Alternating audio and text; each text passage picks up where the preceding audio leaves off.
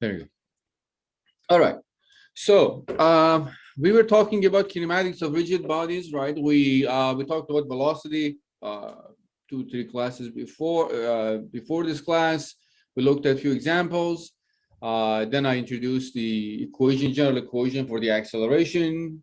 Couple of good terms there.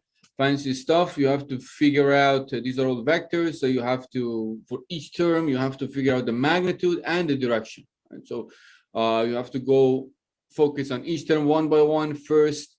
You have to set your frame, obviously, local frame, where to put it, what point you are going to attach it to, and which point you're going to study using that frame in your system. Then go over each term, study them one by one. Some of them might be zero, some of them are not zero. Then for each term, you, depending on the form or the type of motion, you might have, for accelerations, you might have tangent component, normal component, or maybe just one of them, again, depending on the motion. But the bottom line is each term is a vector. So you have to know the magnitude, and you have to know its direction, so we can find its components in global frame or the fixed general frame that we have. You think about the frame that is attached to Earth, right? To Earth, and it's just fixed. Well, relatively fixed, because Earth is moving itself, but that also kind of is relative motion, but we just assume that that's fixed. And then find the components and look at, remember, you can afford having two unknowns. One, since this is a vector form equation, you can have either two magnitudes unknowns or one magnitude and one direction unknown, depending on how things are set up. We went over one example. I want to do two more examples using this set of equations, I would say, because analyzing velocity is kind of tightly related to analyzing acceleration. You realize in the previous example I started with the acceleration equation, but then I realized that I need more equations. There were more unknowns than I could afford solving for using that just acceleration equation. So I had to go back and use the velocity equation for velocity, or relationship for velocity. So I would say 95% of the time, you pretty much, if they ask something about acceleration, unless you're really given good enough or enough amount of information, you end up using both equations, studying velocity and acceleration, because there are terms in velocity equation that you end up needing for your acceleration equation. All right, let's look at first example.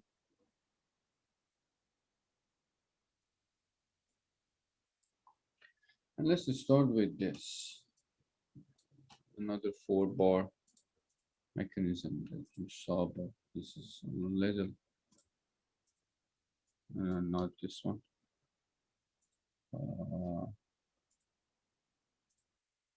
I will figure that out at some point. Figure 2. Very good. All right. So we have this 4-bar. As I told you, this is known as 4-bar mechanism. You see 3, but the fixed or ground also counts as 1. And it's famous because it's determined, and you can actually study the velocity and accelerations of each points. Given some information, you can find the way the system moves at any given point, fairly straightforward. But that's a different story. We have this mechanism, right? At this specific moment, right, bar AB is rotating with angular velocity of 2.4 radian per second, right, counterclockwise, and it also has an angular acceleration of 1.5 radian per second squared, again counterclockwise. Right? Now you have the dimensions. Dimensions are how does it mention if it's on millimeters or meter? I suspect that. Let's assume that they're in meter. Now, what you're asked to do is to find the angular acceleration of bars BC and CD, right, for this specific position. So find the angular acceleration of bar, or let's say bars BC and DC. All right. All right. So we know a lot of information. We know angular velocity, angular acceleration for link AB. So it's natural to start thinking about putting our frame somewhere that we have the most information about, as we mentioned before. So I'm going to put it kind of similar to what we've been doing. I think you probably are used to this at this point. That I'm going to put my frame on point B attached to link AB, since I know some stuff about link AB. So I have to take advantage of that information. So I'm going to put it here. That's where I put my frame. It's my local frame. I'm going to attach it to link AB because I want to use that information I have about the way AB moves. This attaching is more of a, I would say, preference. If you attach it to link BC, I can tell you that you can still find what you need to find. Right? Some of the terms that turn out to be zero, like the terms in the acceleration equation that they have omega in it, which is the angular velocity of the local frame about its origin. If you attach it to link AB, they turn out to be zero. But if you attach it to link BC, then BC is rotating, so they might not, they are not zero, but some other terms become zero. So by the end of the day, you probably can use either method, but the terms and the way you study each of them are going to change. But I'm going to attach it to link AB because that's the most straightforward way of doing it. So attach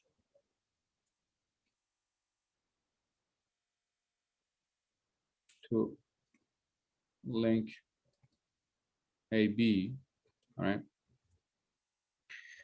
And the last decision is I have to study a point. Now, the most natural one would be point C because it's part of link BC, and that's somewhere that I can actually study with my attached frame.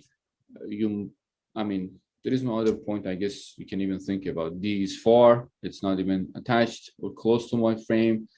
A, there is no point of studying point A. So we're going to study point C. So I'm going to write the equation, the general form, this large kind of lengthy equation there. So at this point, I say I want to study point C. So the absolute acceleration of point C is equal to absolute acceleration of point B plus AC is AB plus A relative. Acceleration of C with respect to this frame that attached to B, plus alpha cross R, alpha being the angular acceleration of the local frame about its origin, or the distance of the point we're studying with respect to the origin of the local frame, plus omega cross, let me see how, same order. Let me just do the same order. 2 omega cross V relative. So I'm going to do it in the same order. 2 omega cross V relative plus alpha cross R plus omega cross R. All right. So let's yeah. So let's get rid of the terms that we know they are zero. Now, frame is attached to link AB. So when this link moves around, right, when link AB rotates about A, frame goes like this with the link AB. with this length. So the frame has no rotation about its origin, right? It's attached to this length and it goes like this. So as a result, when there is no rotation about its origin, omega is 0. So this term is 0. This term is 0. And alpha is 0. Because if it's not rotating about its origin, it's not going to have any acceleration about its origin, right? So that's also 0. And I think I mentioned them here. I said 2 omega cross v relative, it only exists if the local frame rotates about b being the origin of local frame. So in this case, it's not rotating. This term is 0. Alpha cross r, it only exists if local frame has an angular acceleration about b, which since it's not rotating about its origin, that's also 0. And omega cross r also only exists if local frame rotates about b. So if there is no rotation, same story. That term is also 0. So these 3 terms are gone. Now let's look at what we have. We have AC, acceleration of point C. Now point C is part of link DC. Right? So let me write it this in most general form. AC is point C is part of link DC. And if you look at link DC, basically if it rotates, let's say it rotates this way. We don't know, we can guess only. Let's say it rotates this way, has angular velocity and acceleration in this way, when this one moves. In a general form, in a tangent normal coordinate system, it can have a normal acceleration and tangent acceleration, tangential component in acceleration. So AC, let's write it this way: ACN EN as a normal component, ACT ET. Let me draw it here. Just single that out. So we're just looking at CD. Or DC. This is D, rotates around it. This is point C. Now at this given moment, assuming that the acceleration and velocity are both in this direction, right? We don't know that. Omega CD, alpha CD. We don't know these values, but we know that these are going to be our tangent normal coordinate system. E tangent, E normal. All right, it's a circular motion. So we are going to get a term in tangential direction, a term in normal direction. So this is A, C tangential. This is going to be A, C normal.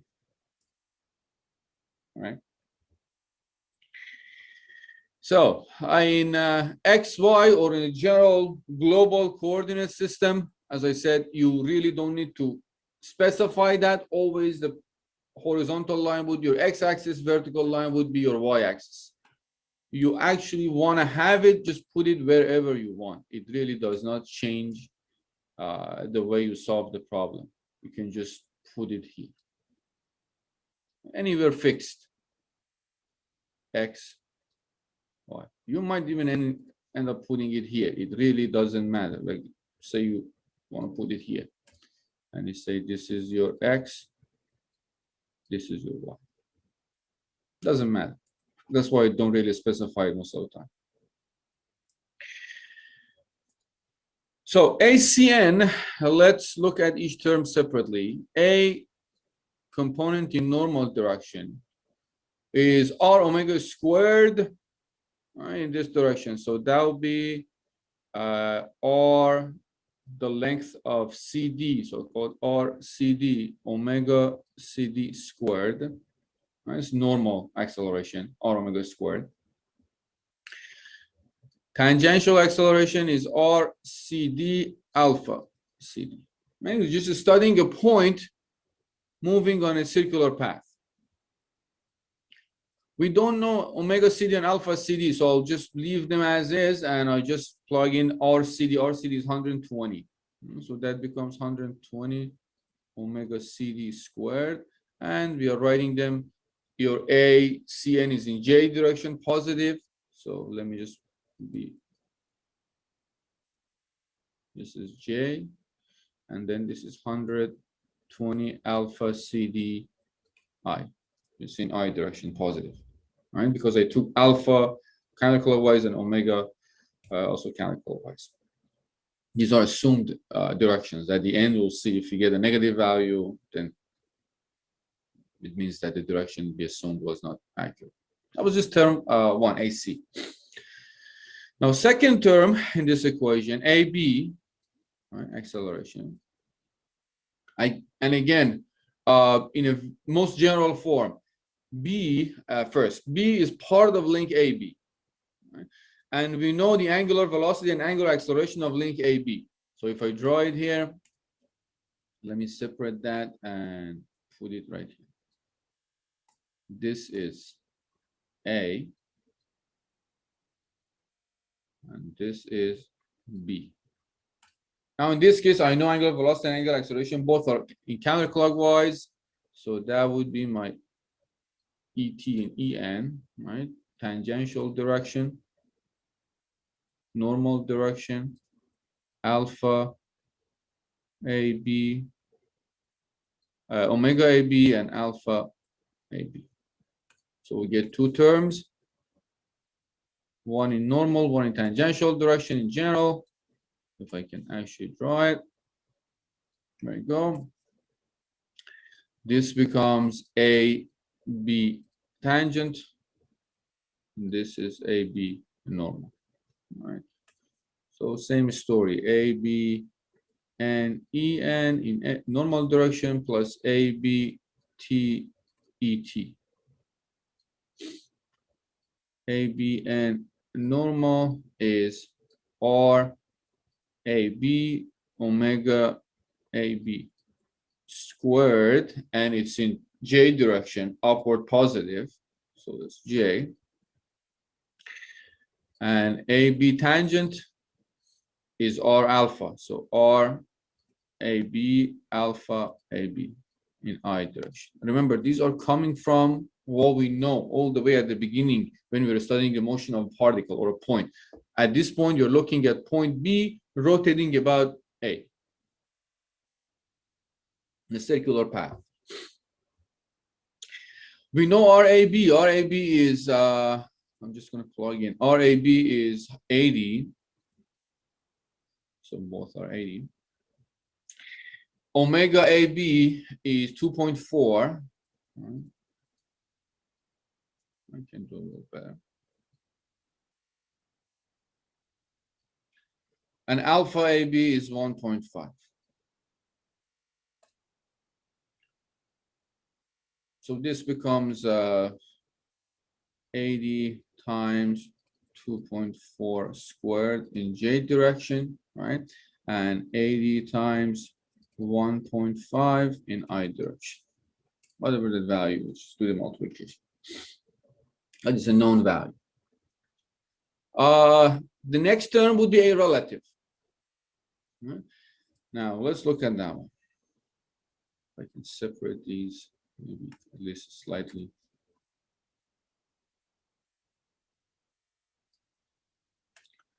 Now we're looking at a relative. What is a relative? So a relative, we're studying point C. So it's point C's acceleration in our local frame. Now, we said, how do we figure that out? We freeze the local frame and whatever the local frame is attached to. There you go. All right, so link AB is frozen in this specific instant. The link is there. Now, you start moving point C. All right, point C is attached to local frame using link base BC. So if you start moving it, assuming it's detached from the rest of the system, so it's not attached to CD, it follows a circular path, right? It can move relative to B like this. Again, when you're looking for relative, forget about other parts of the system. Freeze the frame, whatever the frame is attached to.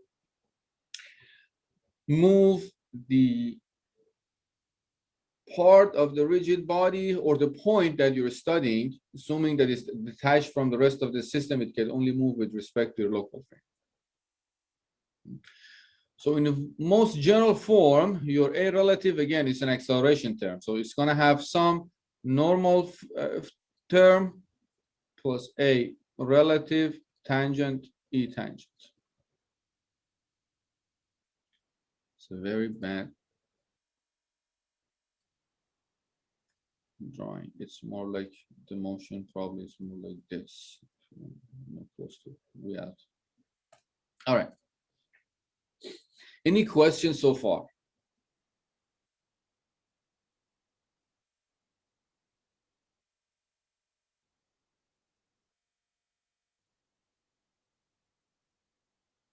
All right.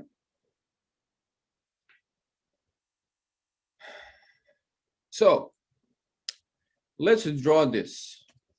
All right. This is BC. I'm drawing all of these so it's easier to focus. So this is B. And let's say this one is rotating with some angular acceleration, omega, angular velocity, omega BC, and some angular acceleration, alpha BC, right? And this is point C. Relative motion. So this gives you some, let me put the coordinates here. You are going to have some tangent direction and some normal direction. This will be your E tangent, your normal direction. Then you'll get your terms there, right? This would be your A relative tangent, A relative normal, all right? So your task is to find the magnitudes and then knowing the direction, which is in this direction, find the components in XY, representing XY. So I'll go here since I have more space here. A relative normal would be R, this is point C, right?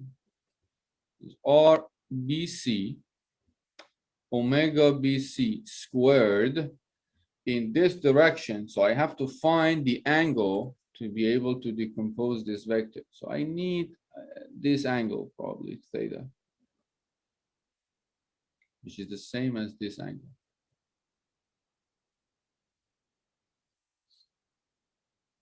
Right, that I can find from the geometry. Theta would be, we are looking at, well, this is theta, so this is also theta.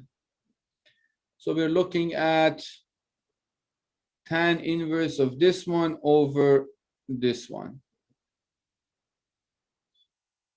That would probably be the, let me think if there's the easier way to do it.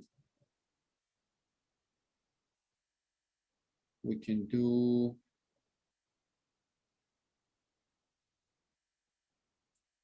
I don't know if tan inverse is going to do for us. Because then I have to find that distance there.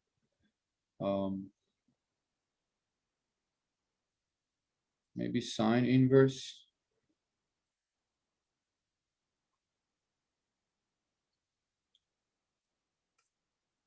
Then will be 120 minus 80 divided by hypotenuse, 95.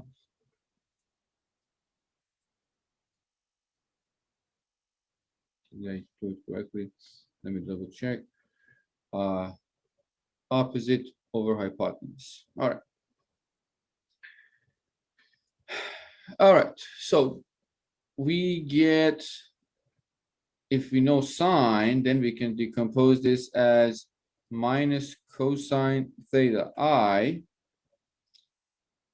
plus sine theta j. Right. Find the component in x direction would be cosine theta in negative direction and sine theta in positive direction, j. A relative tangent would be R BC alpha BC. Then you know the angle at this point theta, so that'll be sine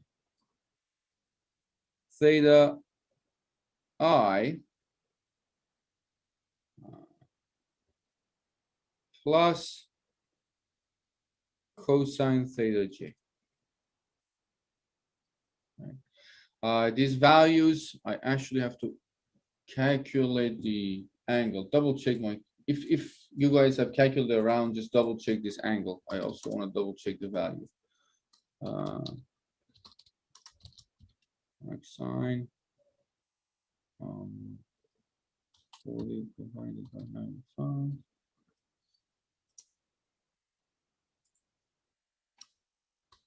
times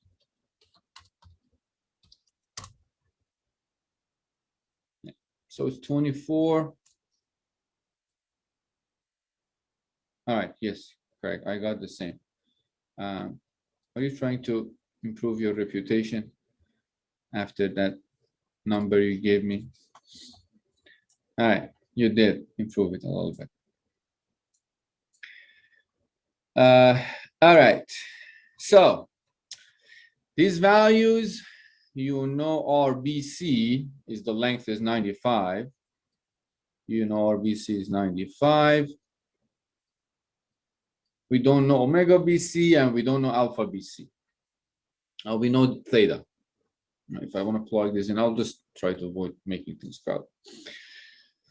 So you can put everything back into the equation, the general equation there, and pay attention to the terms in I form, like this is in J, this is J, this is J, and you're going to get one J component from here and one J component from here. You're going to get an I component, an I component from this multiplication, an I component from this multiplication. All right, I can just actually write them down if it makes you more comfortable. So 120 omega CD squared. Let's go with I first. In I direction. Let me things around there. In I direction, you have 120 alpha CD, right, is equal to 80 times 1.5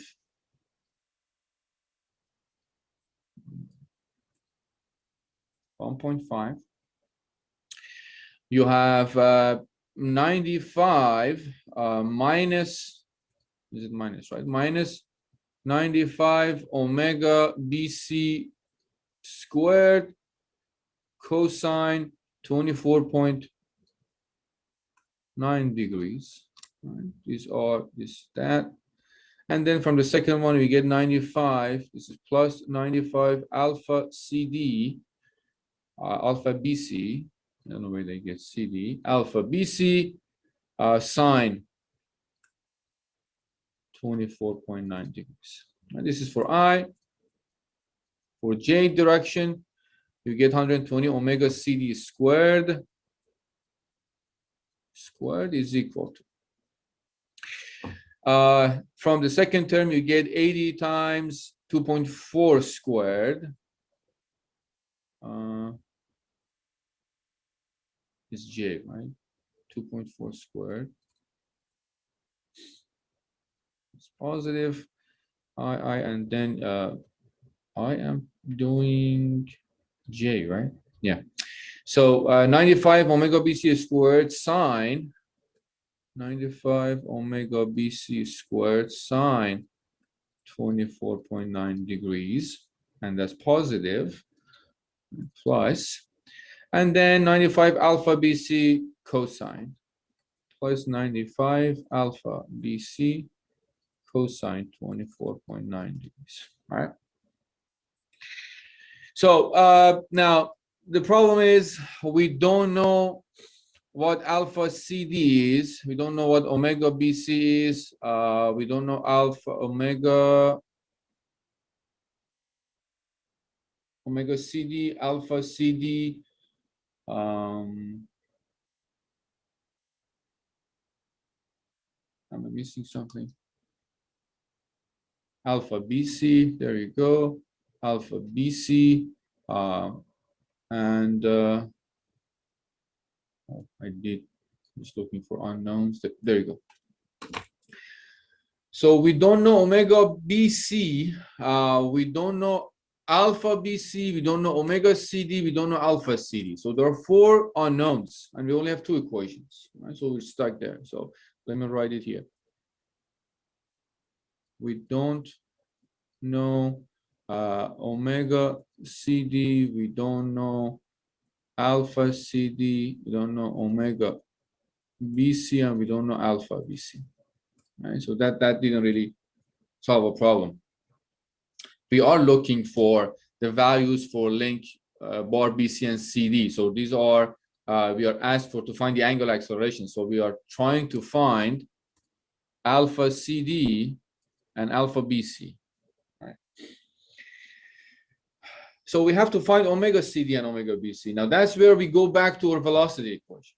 We have to look at the velocity. As I said, in so many cases, 95% of the chance you have to write both equations. So let's look at the velocities. I'm going to use the same frame, right? Just VC is equal to VB plus V relative plus omega cross R.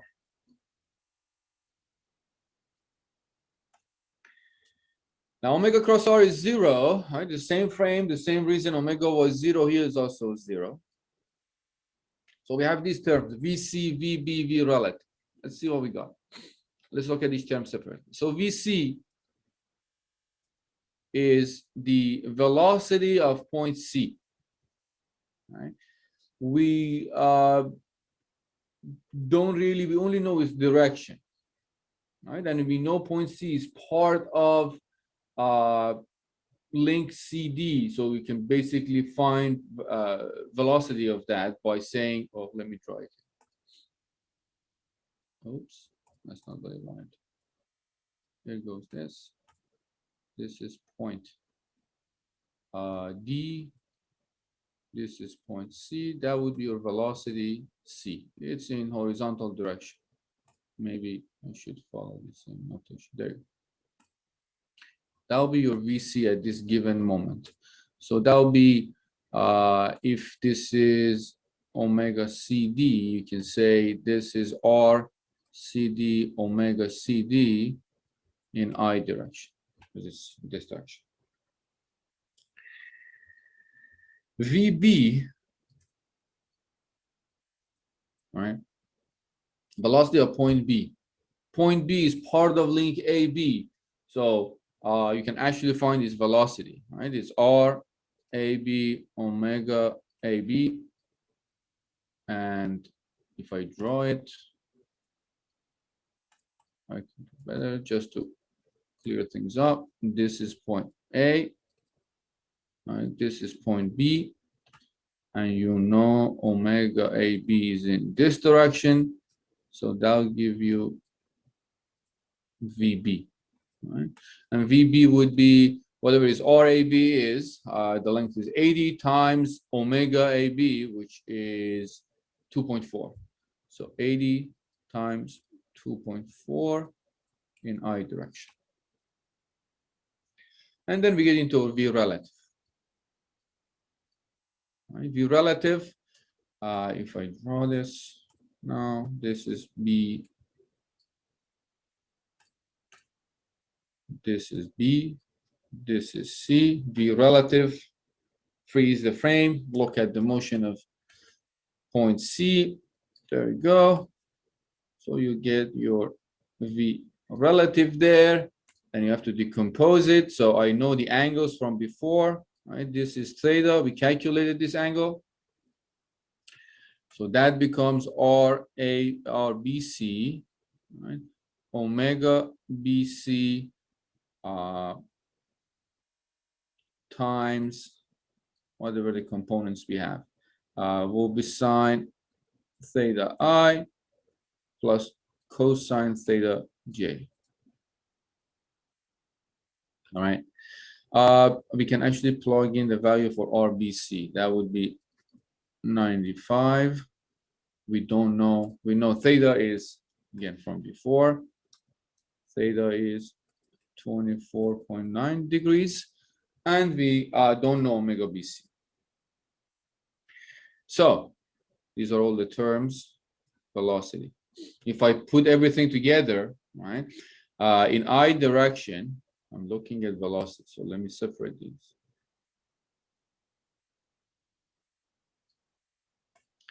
In I direction, you'll get VC, which basically is RCD. RCD was 120, I believe. RCD, yes. So you'll get, in this direction, you'll get 120 omega CD is equal to 80 times 2.4. Right, I'm just putting together I components.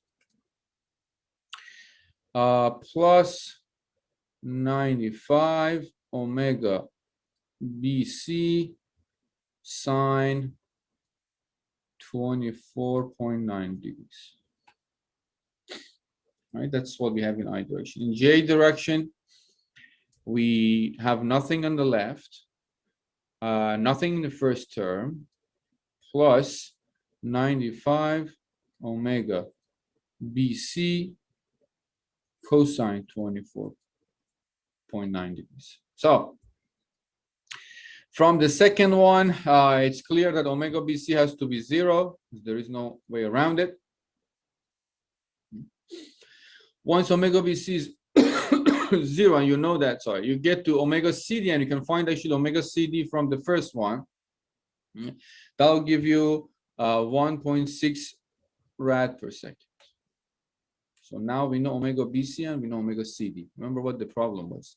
We didn't know omega CD, we didn't know omega BC when we were doing the calculation for acceleration. Now we found omega BC and we found omega CD. Omega BC is 0, omega CD is 1.6.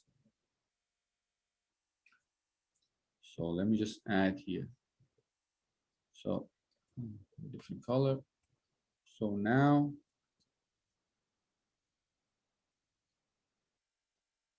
we know omega BC and omega CD. Right? Knowing these, we plug them back into this set of equations. We plug them back into star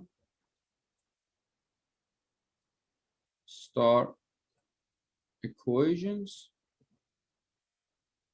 We can find alpha CD and alpha BC. Right? Becomes two equations, two unknowns. It's just basically solving some math. Everything else you know. If you do that, you'll get alpha CD as 0.406 rad per second squared, and you get alpha BC as minus 1.782 rad per second squared. This negative here means that the direction we assumed for alpha BC was not correct, right? They assumed it's counterclockwise, but in reality it's clockwise. Omega BC, everything else was correct. Alpha CD was correct. The only assumption I made that was wrong was the direction of alpha BC. It turned out to be negative. All right. All right, question on this one, guys.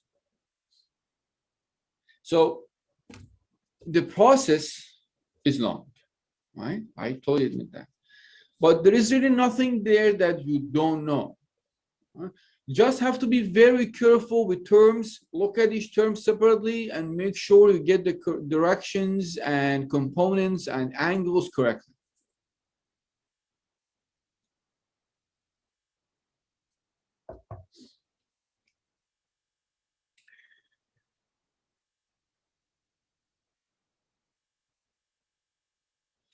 you can make as any alpha and omega you don't know, you can make an assumption about its direction. There is no limit to that. Just make sure that you stick to it. So if you made an assumption of omega CD for acceleration here, counterclockwise, stick to it with the same direction for velocity, right? Counterclockwise. If you made an assumption for any other omega or alpha for one set of equations, make sure you stick to that assumption. Don't flip it suddenly going from acceleration to velocity. As long as you stick to your assumption, you're fine. You can make as many assumptions. Any acceleration and velocity you don't know the direction, take your direction as an assumed direction, find the components, and you're going to end up getting a values either positive or negative. It tells you that your assumption was correct or not. So there is no limit to that. Just make sure that, you know, velocity, if you omega, in this case, you got omega counterclockwise, so VB would be to the right. If your omega was, or AB was clockwise, your VB would have been to the left. So you have to also follow what comes when you make the assumption. You know, the assumption you make about alpha and omega determines the direction of your velocity. Omega determines the direction of your velocity. You know the line, just determines the direction on that line, and alpha determines the direction of tangential acceleration, right? Depending on the, you know, the line. If you take it either clockwise or counterclockwise, your A tangent could flip. Just follow that rule after you make the assumption. But aside from that, there is no other problem with making, you know, assumption about this direction. Just stick to assumptions. All right. Oh, it's 45 minutes on this. So I'll go fast on the next one. The next one is the reason I want to do the next example is because we've been always looking at examples that all these omega terms are zero. Now, you might ask, when do we get something that these terms are not zero? I'll give you one example right now.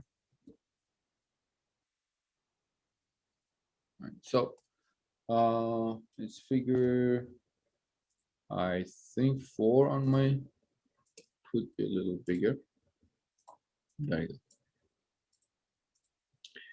So here's the situation. We have this crank AB.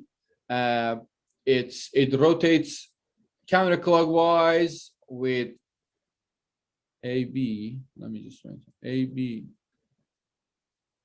rotates counterclockwise with constant angular velocity omega AB, which is given as 6 radian per second. At this specific position that we see all the dimensions and angles, we want to calculate the velocity and acceleration of slider B, right? This crank goes, it rotates, right? Also in this situation, in this direction. B slides within this slot inside length DE. So when this rotates, B slides within this slot, and DE also rotates because of that. Right? There's some interaction, force interaction between the slider and this slot in link DE, and link DE rotates as a result. So what we're trying to find is we're trying to find velocity. Find the velocity and acceleration of slider B relative to arm DE. And angular acceleration, angular velocity, and acceleration of arm DE. So I want to find angular velocity and acceleration of arm DE, and I want to find the velocity and acceleration of a slider B. Dimensions are there. Oh, that's all we got. And you are even given the global. Let me just follow our own notation, X, Y. Again, you didn't even need to know where that is from. So let's start with velocity. Go a little faster on this. I have to decide where to put the frame, what to attach it to, and here what I'll do. I'll put it on point D, right? And this time, I'm gonna attach to RDE. So I'm attaching it to something that rotates. So we're gonna have omega and alpha for the frame. So starting with velocity, I'm gonna study point B, right? The slider. There's really nothing else I can study anyway. So VB is equal to VD plus V relative plus omega cross R. VD is 0. This frame is not moving anywhere. This is the point D is fixed. It's right there, right? So it doesn't have any velocity. Everything else we have to calculate. VB we can find. VB point B is part of link AB, right? So VB will be, let me draw it quickly here. This is what I'm talking about. This is point A. This is point B. If you have the angular acceleration in this way, then your VB would be this vector, VB. And you need to know some angle to actually find it. This angle right there. This angle would be, if it's this angle. And that angle, you can either go with that or this. I might be able to do a better job here.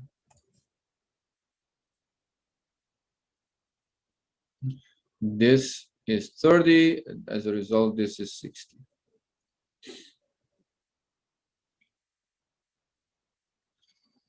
So VB would be RAB omega AB in this direction. I'll just plug in the numbers. RAB is, oh, let me just write it. RAB omega AB.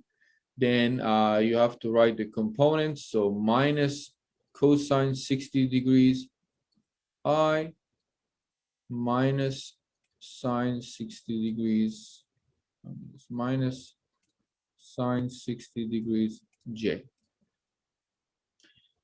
RAB being 200 millimeters, so it's going to be 200 millimeter, and omega AB is 6. So we have pretty much everything about VB.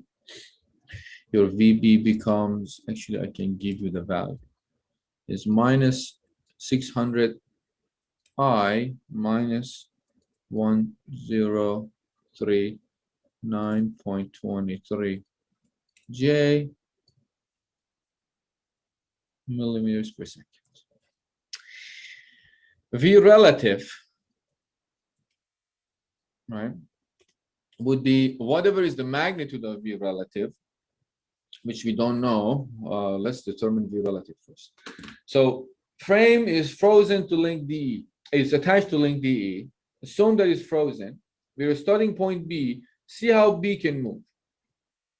Right? If frame is frozen, means link DE is also frozen because frame is attached to R or link DE. So in this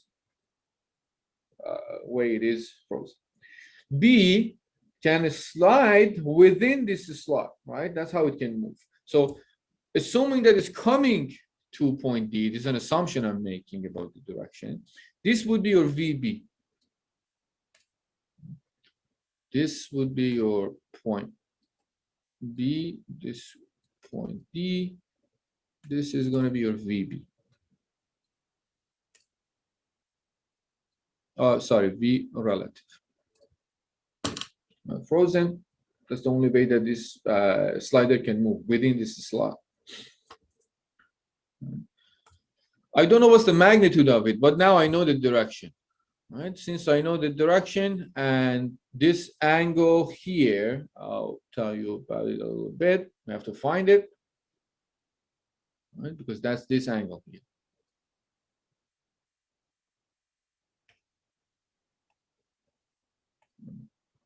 Yeah, it's this angle. Call it alpha. So V relative would be whatever is the magnitude of V relative, which I don't know, minus, let me write it or move things a little bit so we have some room here. If I can move them without moving the, oops, apparently I could. This is D. So V relative would be the magnitude of V relative times minus cosine alpha I minus sine alpha J. Oh, what is alpha? Well, that gets into some geometry there. So let me draw this here.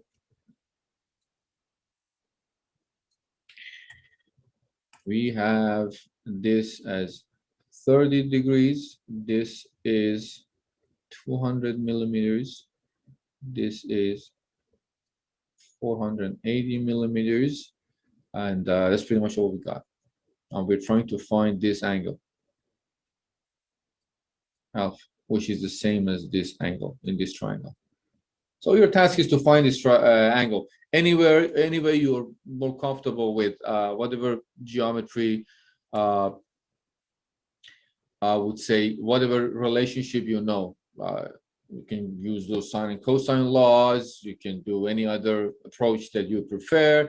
The most annoying one that I'm going to do is just to, assuming that you don't know sine and cosine laws, this would be 200 cosine 30 degrees. This becomes 200 sine 30 degrees, which means it's 100.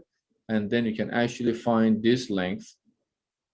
If I can find it, I can find pretty much everything else. You can find this length by subtracting this value, 200 cosine degrees, which is 173.205, right? So this becomes 480 minus 173.205, which is 306.795. And then once you know that, you can actually find alpha.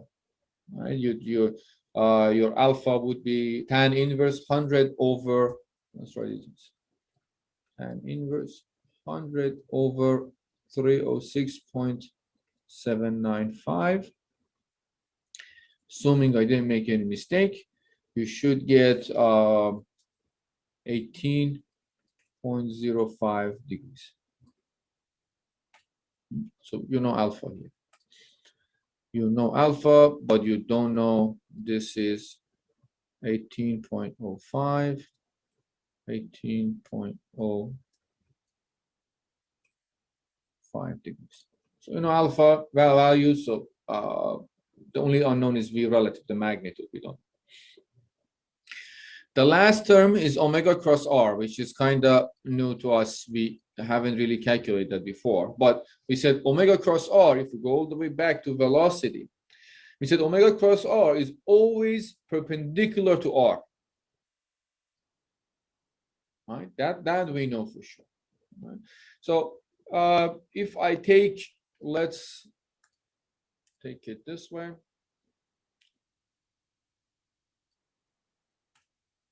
This is my D. This is my B. And let's take it in this direction. This would be your omega cross R.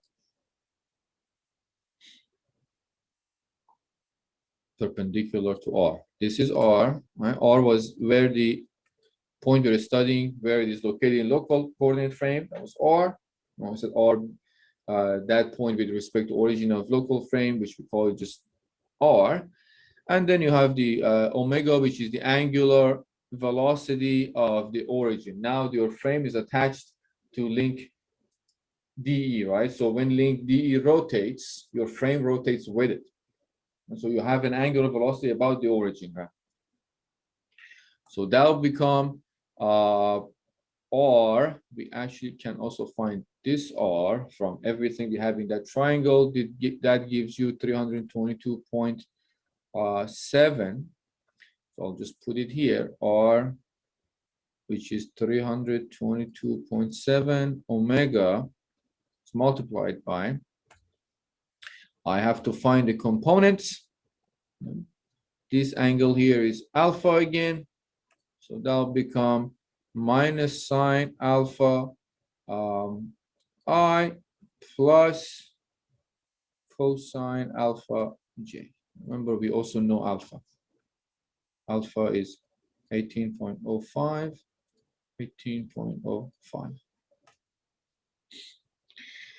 So you put all this together. I components, j components. Right? I'll just give you the answer.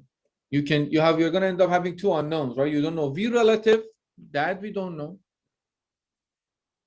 And we also don't know omega, the angular velocity of the frame rotating about its origin. So v relative, its magnitude and omega.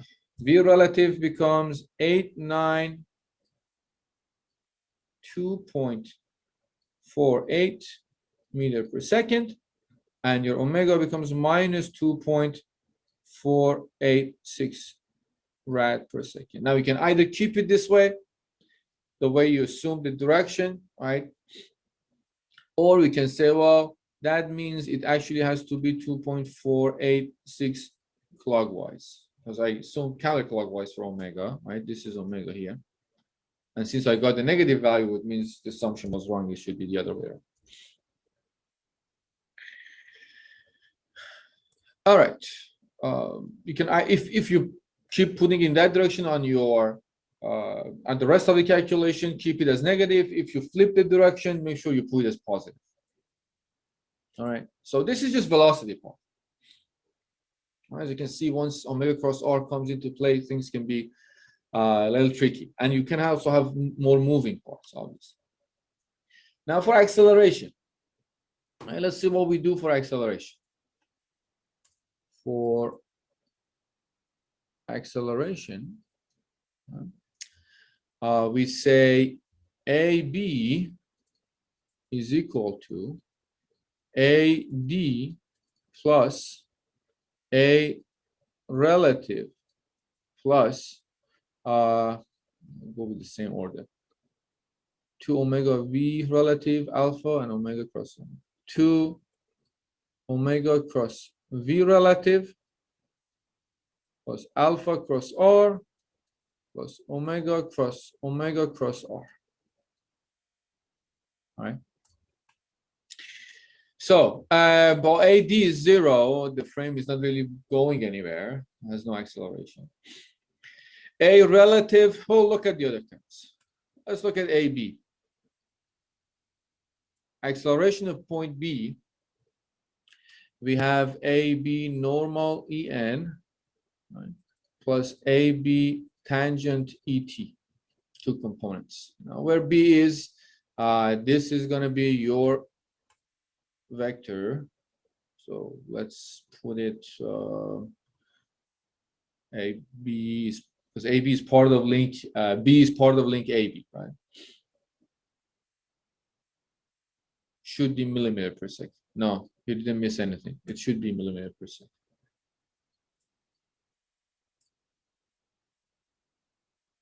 Millimeter per second.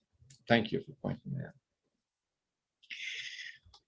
So point B is part of link AB, so that'll give me this term, and this way, this is point A, this is point B.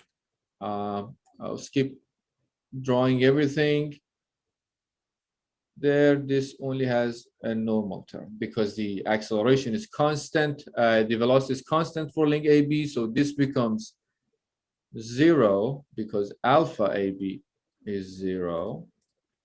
The only term is the normal term, which is RAB omega AB squared, right? And then we have to actually decompose this vector. So if this is going to be 30 degrees, right?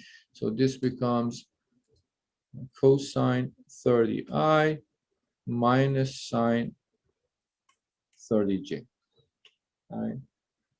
And you have everything there. You have RAB is 200 millimeters, omega AB is 6 radian per second. So this is just going to be a set of numbers. A relative, right? Now a relative again could be a relative normal EN plus a relative tangent ET. Relative, fix the frame. B can only move within this slot, right? So that'll give you this direction. This is point D and this is point B. And within this slot, we just have a linear, actually, you know, my bad. We only have a linear motion. We don't really have, we have nothing. It's not rotating, right? If it's frozen, B can only move inside this slot. So it can go back and forth like this. So it's more like just, there is no circular rotation, circular motion. So it's only whatever is the magnitude of that. I'm assuming the acceleration is going to be towards point D. So A relative. That's the direction. I don't know its magnitude. But I know this angle would be, we found this angle. This is alpha again. And alpha was 18.05. All right. So a relative would be a relative, whatever is its magnitude, multiplied by cosine alpha I minus sine alpha j.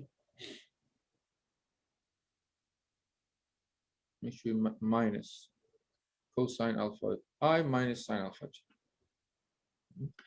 Next term, 2 omega, let's go with alpha cross R. It's more straightforward. Alpha cross R. And when we define that, we said alpha cross R is always perpendicular to R. So I'm going to draw it here.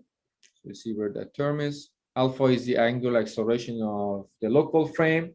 And R is where the point we're studying is in this local frame. So you have your D here. You have your point D here. And then you have your point B. And alpha cross R is perpendicular to R. There you go.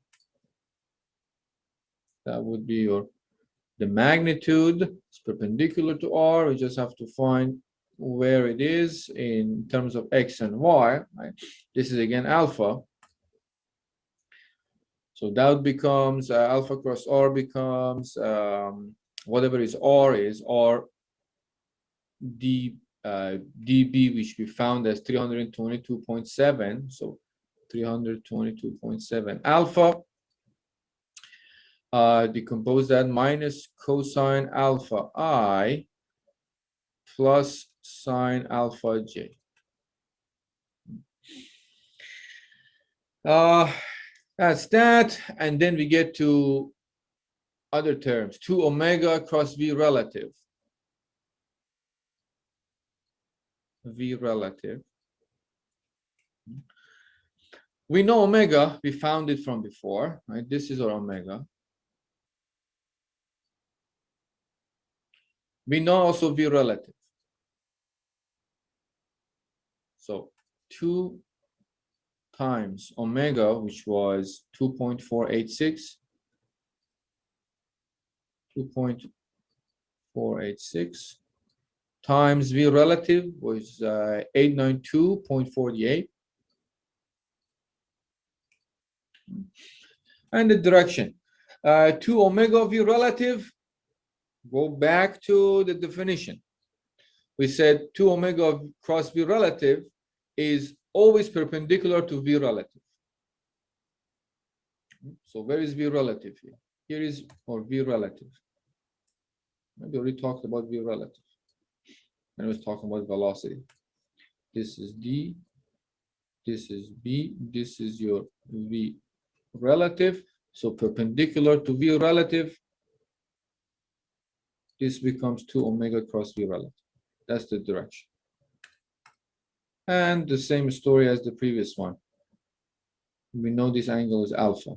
So that'll become minus cosine alpha I plus sine alpha j. Remember, you know alpha. So you know everything about this because we calculate this from velocity. And the final term, let me move this a little bit, not exactly what I wanted to do.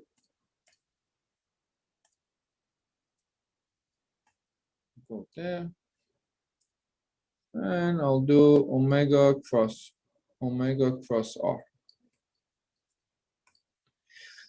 Again, going to the, you know omega and you know R at this point. The only thing that you have to remember, omega cross R from definition here, it's always pointing from point A, the point we're studying, remember we call that point A here, to the origin of the local frame. So from A to the origin, or from the point you're studying towards the origin. So this is going to be your direction.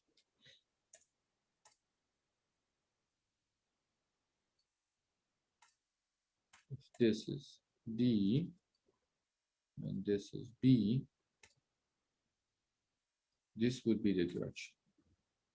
Let me just use the same notation. This is the term we're looking at. This would be the direction of that. Oh, this is alpha. So that becomes, you know, omega from before, we just found omega as 2.486, right? So it becomes 2.486 squared times R, the distance, which is 322.7. That would be the magnitude, you know, omega cross R, just R omega squared basically.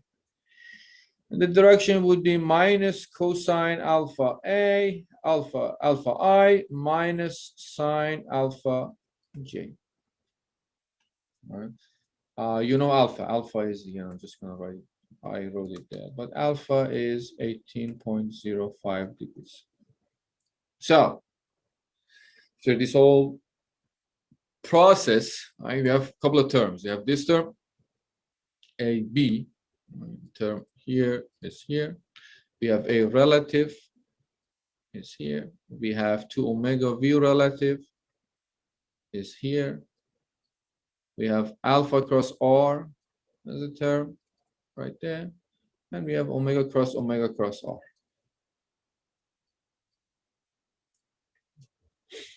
So same story, longer this time. You just have to put together I and J components.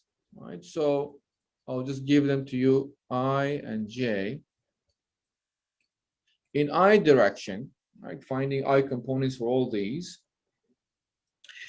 you're going to get 6235.38 is equal to minus 0.9508 A relative minus 99 point, this probably should be 100, alpha minus 13 74.91 minus 1896.2.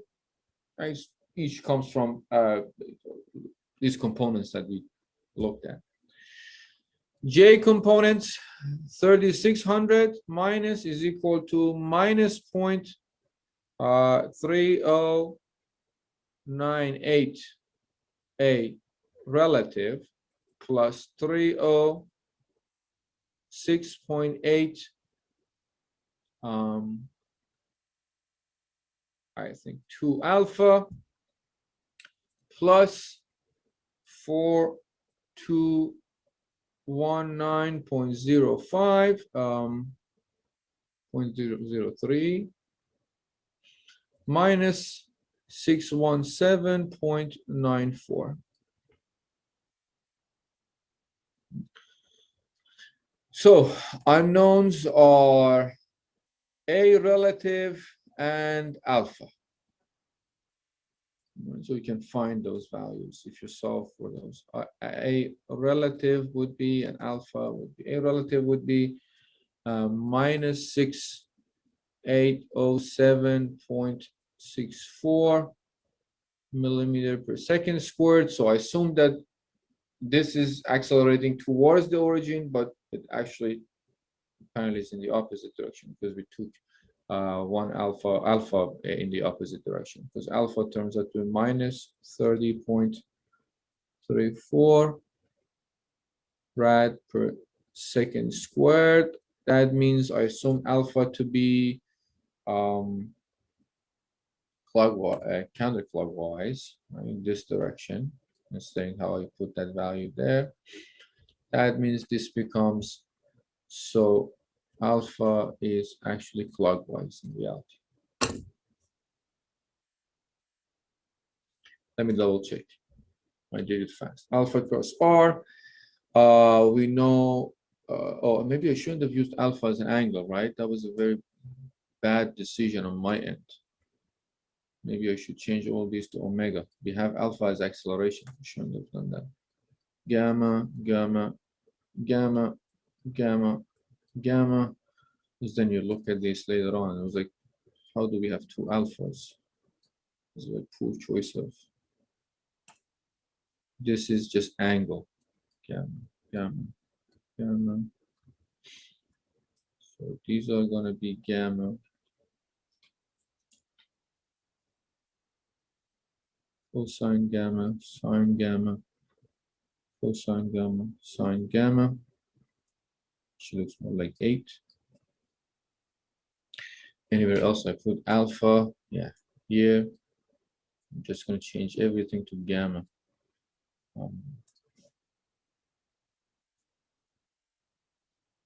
This would be gamma. This would be gamma. Because alpha, we have it in this equation, so I should have been more cautious about that. Gamma, gamma.